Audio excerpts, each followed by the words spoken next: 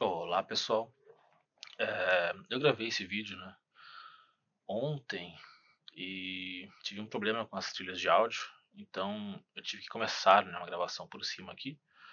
Então, enfim, é isso, vamos dar play aqui, ó, fazer esse unboxing, né, do livro ali de A Ciência de Interestelar. Vou começar ali com o livro ainda na embalagem, né, mostrando ali o Tesseract, o famoso Tesseract, maravilhoso. Bom, tem filmes de ficção científica que usam a ciência simplesmente como cenário. E existem alguns casos raros em que a ciência praticamente ajuda a escrever o filme, né? Interestelar é um desses casos. E o mais interessante é que existe um livro inteiro, né, no caso esse livro aqui, explicando exatamente onde termina a ciência que nós conhecemos e onde começa a especulação.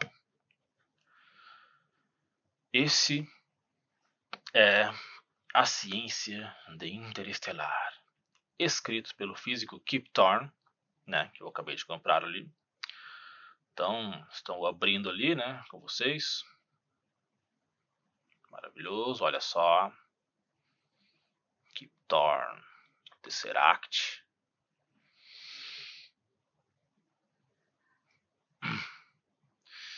Então, agora antes de abrir, né, tem uma coisa muito importante sobre esse livro. Ele não foi escrito por alguém que assistiu ao filme depois e resolveu analisar se a física estava certa ou errada. O Kip Thorne estava dentro da produção de Interestelar. Ele foi consultor científico e também produtor executivo do filme. E estamos falando de um dos físicos teóricos mais importantes da nossa época. Por exemplo, anos depois do lançamento de Interestelar, em 2017, ele receberia o Prêmio Nobel da Física por suas contribuições fundamentais, né, ao LIGO e à detecção das ondas gravitacionais. Então, quando o Interestelar fala sobre buraco negro, espaço-tempo, relatividade e gravidade, tem um motivo para aquilo parecer tão diferente, né, de grande parte da ficção científica. Ali estou abrindo o livro, olha só, maravilhoso, Tesseract aqui, o livro agora, mostrando a capa, contra a capa, os acabamentos, e vou começar a folheá-lo. Magnífico, né? Um garganto aí.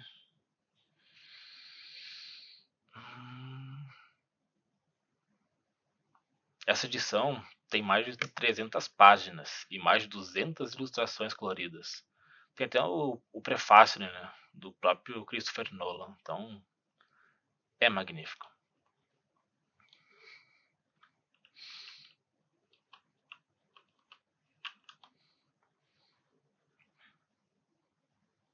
Olha só, pintura trilateral, simulando umas estrelas, né? É magnífico demais esse livro. Olha só, Tesseract também. Então, o que eu acho mais interessante é que esse livro não tenta convencer você de que tudo em Interestelar é real. Muito pelo contrário. O Kip Thorne faz uma separação extremamente importante. Basicamente, isso nós sabemos que acontece. Isso é uma hipótese cientificamente plausível. E isso aqui já é uma especulação. E eu acho que só essa ideia já torna o livro muito mais interessante. Porque ciência não é dizer que sabemos tudo. Ciência é saber exatamente onde termina o nosso conhecimento, né? Aí estou mostrando umas páginas. Então, para entender por que Interestelar ficou desse jeito, tem uma história muito legal. Durante o desenvolvimento do filme, né, o Kip Thorne ele queria que duas regras fossem respeitadas.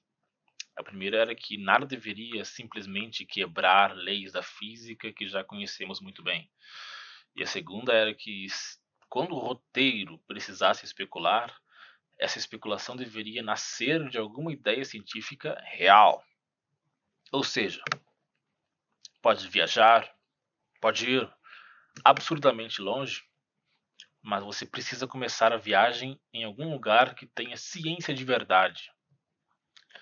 E é exatamente por isso que Interestelar consegue colocar no mesmo filme coisas que nós observamos no universo. e outras que talvez nunca venhamos a descobrir se realmente existem. E estou mostrando algumas páginas ali, umas imagens da equipe. Então, o melhor exemplo para poder dizer sobre isso, né, é o próprio Gargantua, que é o buraco negro de Interestelar. Já vou mostrar ali. Vamos aguardar.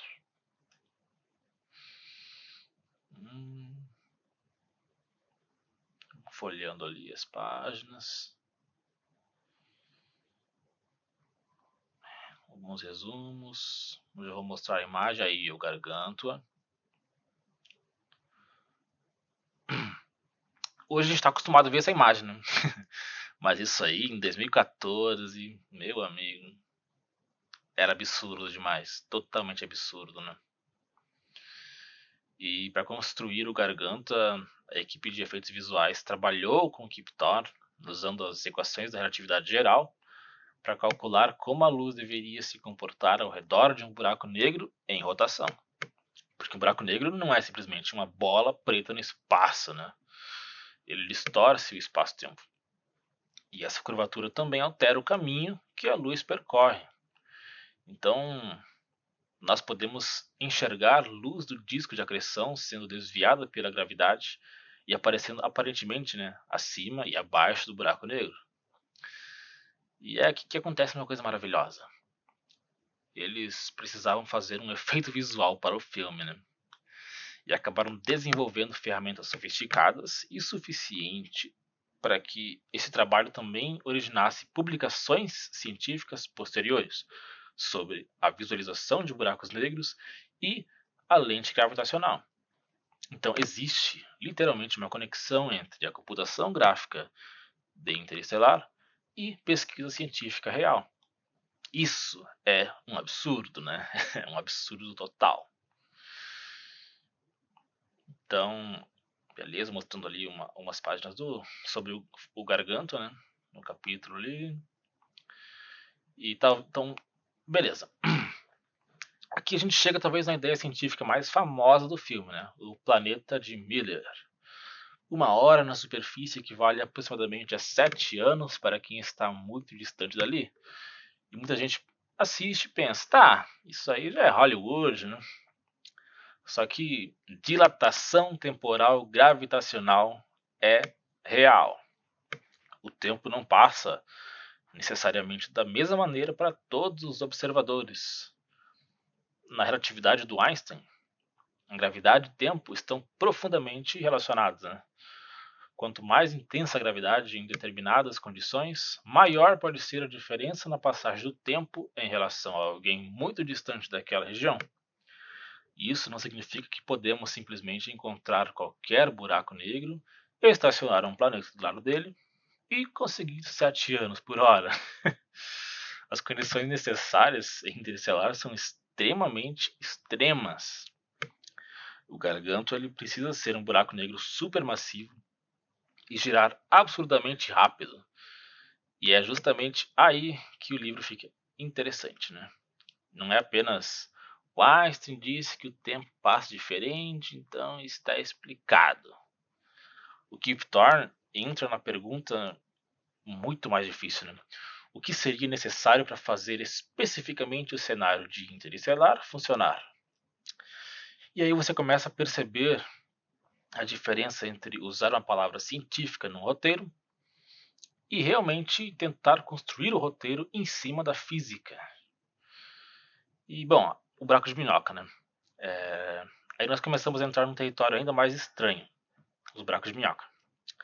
A ideia aparece dentro da relatividade geral e pode ser discutida matematicamente, mas isso é muito diferente de dizer encontramos buracos de minhoca no universo. Nós não encontramos. Não sabemos se buracos de minhoca atravessáveis como o apresentado, né, em Interestelar existem, e muito menos sabemos como construir um. Então perceba como o nível de certeza mudou. Buracos negros? Nós temos evidências observacionais extraordinárias deles. Dilatação temporal? Física estabelecida. Um buraco de minhoca atravessável, convenientemente colocado próximo de Saturno? Agora estamos entrando em especulação. Mas ainda é uma especulação que conversa com a física real. E eu acho que essa talvez seja a principal proposta desse livro. Ensinar você a perceber essa diferença.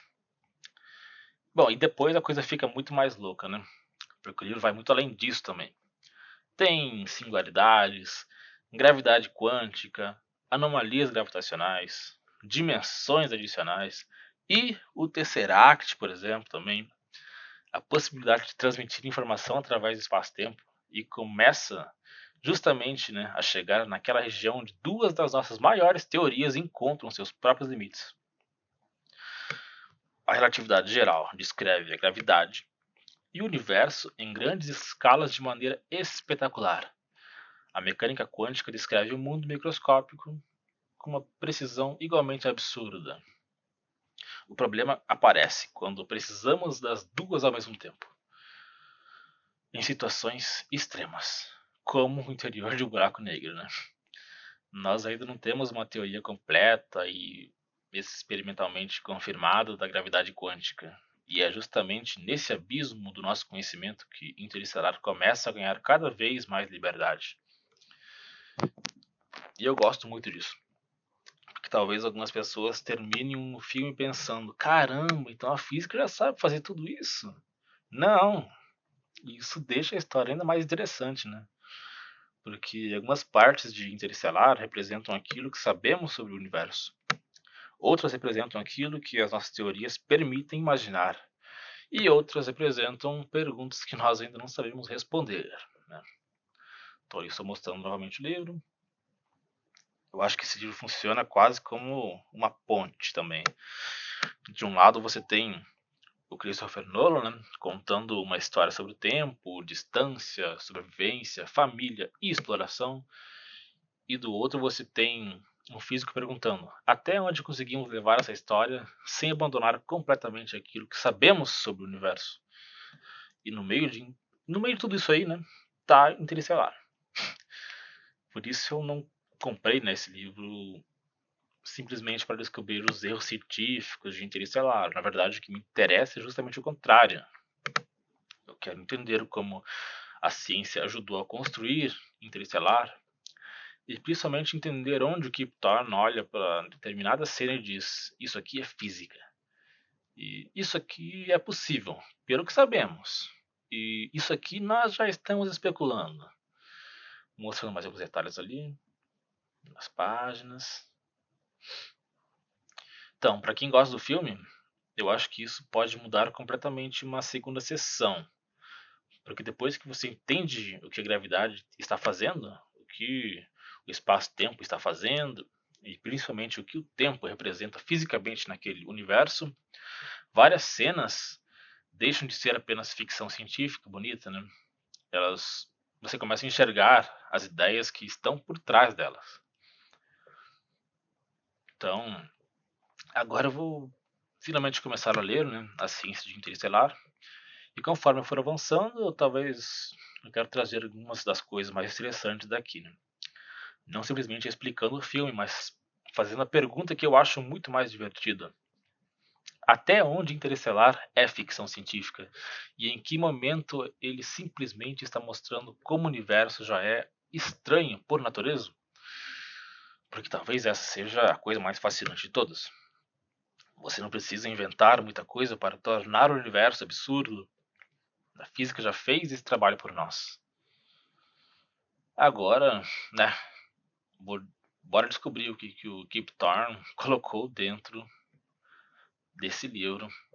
E talvez seja justamente por isso que Interestelar continue sendo tão interessante tantos anos depois. Porque quanto mais você começa a entender a ciência por trás do filme, menos ele parece simplesmente uma história sobre astronautas viajando pelo espaço, né? Ele começa a virar uma história sobre os próprios limites do nosso conhecimento. Nós sabemos que buracos negros existem, sabemos que o tempo pode passar de maneiras diferentes, sabemos que a gravidade distorce o espaço-tempo, Mas quando começamos a perguntar o que acontece nas condições mais extremas do universo, ainda existem enormes, grandiosas perguntas sem respostas, né? E acho que essa é uma das coisas mais bonitas da ciência. Ela não é interessante apenas pela resposta que já encontrou. Ela também é interessante por tudo aquilo que nós ainda não sabemos. Então, talvez, depois de ler esse livro, eu não termine entendendo apenas mais sobre Interestelar. Talvez eu termine entendendo um pouco melhor o universo real que inspirou tudo isso. E, sinceramente, esse universo já é estranho o suficiente para não precisar de muita ficção. Estou mostrando os índices ali, atores, entrevistas, referências bibliográficas. É muita coisa, é muita coisa, viu? Então é isso, pessoal. O que eu tinha para falar hoje sobre esse livro é isso. Pretendo lê-lo o quanto antes, porque, bom, tô muito nesse hype, sabe? Então, eu pretendo terminá-lo quanto antes. Vou demorar com certeza, porque tem muita coisa para poder absorver, né? Mas é isso. A ciência de Interestelar, com a box ali do Tesseract. E é isso, pessoal. Até o próximo vídeo. Agradeço quem assistiu. Valeu!